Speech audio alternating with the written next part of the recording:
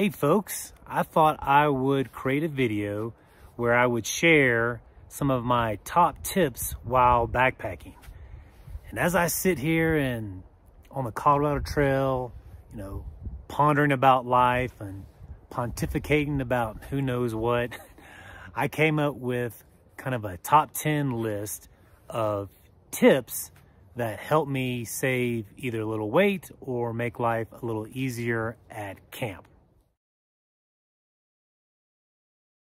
So tip number one is a weight saving tip, and it has to do with food and how much food that I pack. On that first day, I don't pack 3 meals. At most, I will pack 1 meal. Because what I'll typically do is I try to carbo load a little bit a few days before my trips. And I'll definitely have a nice big dinner as well as a nice big breakfast the next morning. And typically I might even have something like a snack in my truck before I head off. So no matter how many miles that I'm hiking that day, I won't pack a breakfast or lunch. So I'll only pack the one dinner for that first night, which is saving me at least 1 meal, if not 2, because I'm full for most of the day and really don't get hungry until dinner time, regardless of the number of miles that I've been hiking that day. So that's the front end. On the back end, what I'll typically do is only pack out a breakfast in my backpack. And my hope is to have maybe just like a 6-mile hike into my truck where the trailhead is at. And so I'm not packing a lunch, I'm not packing any additional snacks, just a breakfast that will get me through the rest of that day. But for me, I try to shave at least 1 meal off, if not 2, on the front end on my first day, and at least 1 meal on my back end. Sometimes even my breakfast. If I only have a few miles and I feel like I have enough snacks, then I won't even pack out a breakfast. So that's a weight savings for me of at least 2 meals, if not 3. And plus it helps with just the capacity of the food that I try to put in my earth sack. So that's really one of my top tips, weight saving tips that I use when I'm out here on my backpacking trips. So tip number 2 is not a weight saving tip. It's more of a leisure and comfort tip. It's not even a tip that I use on the actual trail. It's something that I use in my truck when I get back done from the trail. I like to bring a fresh set of clothes, a pair of shoes, and a clean hat, and just something that I can wipe down with to kind of, freshen up a little bit before getting back into the truck. And not, my stinky, nasty backpacking clothes that I've been, backpacking in for the last few days. So tip number 3 is more of a safety and entertainment tip. So if you've seen any of my backpacking videos, you may notice that I carry this little guy. It's a Bluetooth speaker. So a lot of times, if I feel like I'm coming into bear habitat like I am right now, I might turn on my Bluetooth speaker and just begin, singing along. So since I am hiking alone, I can make a lot of noise in the area. And I try to be mindful. If I see other people or other campers, I can quickly pause it from my phone and try not to disturb anybody. And I only do it for a little bit in the morning when I'm hiking and I feel like I just get a sense that there could be bears around. Like when I see this kind of habitat and I see these kind of berries everywhere, early in the morning, seems like that could be a good time for bears to come out and eat. As I am coming down to Taylor Lake, it's pretty steep, which that leads me to tip number 4, and that is hiking down. So when I used to hike down, I would always kind of slip and fall, especially on this loose rock, scree, gritty kind of dirt, especially when it's really steep. As you can tell, I'm kind of going real slow now. Well, I kept, you know, sliding and falling on my butt. And finally, this one guy, he's like, you need to put the weight on the balls of your feet. And to me, that just seemed counterintuitive. Because I think what I was doing was leaning back. It just made sense. I'm going down. I wanted to lean back so as not to fall forward. But I think leaning back put my weight on my heels, and then it caused me to kind of slip because my center of gravity wasn't over directly on the trail. So ever since then, I started hiking with, you know, kind of leaning forward a little bit and then putting the weight on the balls of my feet. It does definitely seem counterintuitive to lean forward a little bit as you're hiking down, but trust me, it has helped my downhill hiking tremendously. When I first started hiking and backpacking, I noticed that my left leg was always more sore than my right leg. And I am left leg dominant in my real life, in my real world. Well, couldn't think of like why am I always, when I hike or backpack, why is my left leg always more sore or aching than my right leg? And then it finally hit me. When I hike uphill, I tend to use my dominant left leg for always pushing up, right? And if you continue to always use your dominant leg to always push up, it's obviously going to get more tired than your right leg. So now when I hike uphill, especially when it's steps, is when this really applies.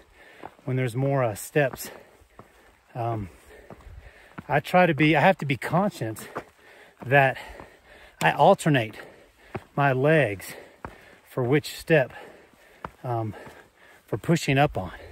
And that has helped tremendously. I see a lot of people on the trail that may carry 2 or 3 liters of water at a time. And that's a lot of weight. That's a lot of weight to carry. All I typically carry, most of the time, is this, which is 3/4 of a liter. Now I carry another capacity for another liter with my Catadine Be-Free filter. And for trips like this, I even bring another 3-liter water capacity that also has a Catadine Be-Free filter on it.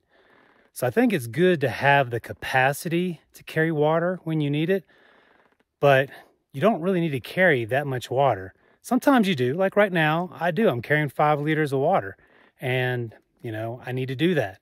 But most of the time, this is all I've had filled up.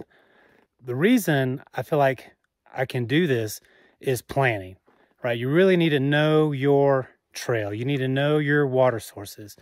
With the Colorado Trail, the Far Out app makes it super easy to know how far the next water source is. And so for me, I know how far this will take me. So this really can be a huge weight saving tip if you're willing to, you know, plan your trips out accordingly, know your water sources, know your trail, know when you can fill up, know the time of the season that you're in, and you need to know how much water that you drink per mile, so then you can plan how much water you actually have to take. Planning will help eliminate that fear because you'll know where the water source is at, and then you can just bring what you need instead of being fearful and carrying extra water. Tip number 7 involves a stake and some Zingit rope. And this tip is something that saves me a lot of time at camp when I set up my tarp. So you see here, I've already staked out 3 of the sides. I'm going to show you what I do with this. So what I do is have a piece of shot cord tied to the end of my tarp with a little Dutch flea at the end. And I kind of measure out where I want it, stick it in the ground, tighten it up. Boom, that's it. So what I like about this method with the Zing-It rope tied around my stake is that I'm not limited to where I can put my stake, because my stake has the Zing-It rope on it. I can put it anywhere, because there could be rocks, there could be a tree stump, you know, but because of this setup, allows me to have a little more flexibility of putting my stake in the ground where I want to.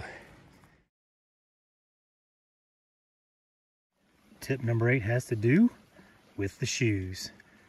One thing that I've been using probably the last year and a half are these lace locks on my shoes, and I absolutely love them. So this tip is not really a weight savings tip, but for me it is a matter of convenience. One, my shoes never come untied. They always feel like the same tightness that I put them at. But the real reason I love this, which I think is the helpful part of this tip, is early at camp, like when you're waking up in the morning and it's 40 degrees and you have your gloves on, I always found it difficult trying to tie my shoelaces. And so when I heard about the lace lock, I can slip these shoes on and off super easy without having to tie.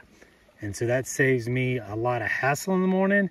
And if I have like a rock or something, or pebble in my shoe that I need to get out, it literally takes seconds to just slide it off, shake out the pebbles, and then slide it right back on. So lace lock, definitely a good choice, highly recommend.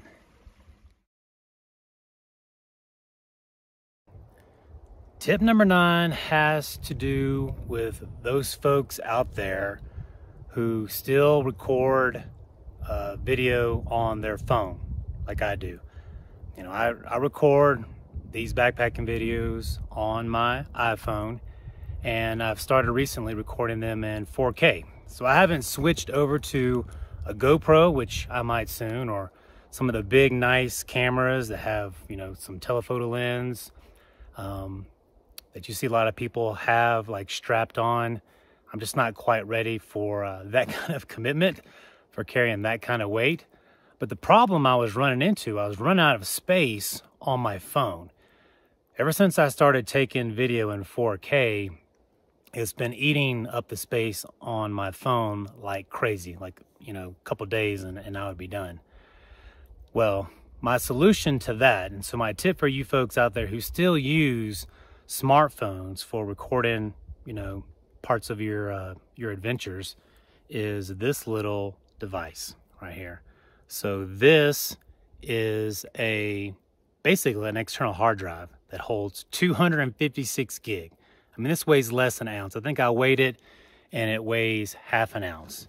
And it allows me to store all of my photos on this and not on my phone. And last but not least, tip number 10. Tip number 10 is a weight saving tip. It's not one I hear talked about much, especially when I see people's gear review and the clothes that they pack. For me, I don't pack underwear. Instead, I wear running shorts. My favorite are the New Balance running shorts with the 10-inch inseam, and because it has a mesh liner. And so that gives me the support that I need. Therefore, why would I need to pack underwear on top of that? Because some people I'll see pack even an extra pair of like backup underwear. And my thought is just wear running shorts. And if it has that mesh liner, that should give you the support that you need for, for hiking. Obviously, this is a preference This is my personal choice, but it does help me save a few ounces in the clothes that I pack because I don't pack any underwear. Well, that's going to do it for this video. Hope you enjoyed these tips. Please feel free to share any other tips that you have. I'm always looking to learn. See you on the next video.